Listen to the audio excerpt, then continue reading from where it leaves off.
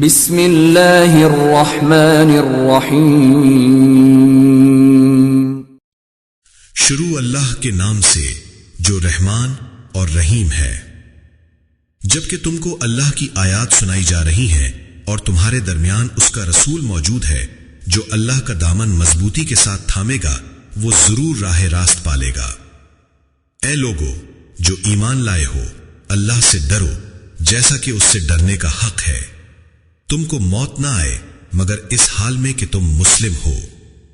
سب مل کر اللہ کی رسی کو مضبوط پکڑ لو اور تفرقہ میں نہ پڑو.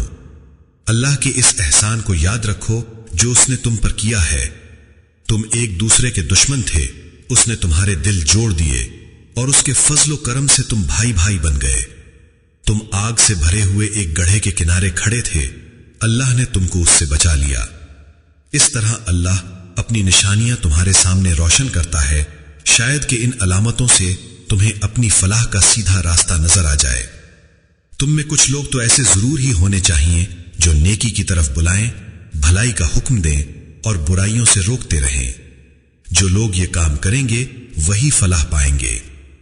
کہیں تم ان لوگوں کی طرح نہ ہو جانا جو فرقوں میں بٹ گئے اور کھلی کھلی واضح ہدایات پانے کے بعد پھر اختلافات میں مبتلا ہوئے.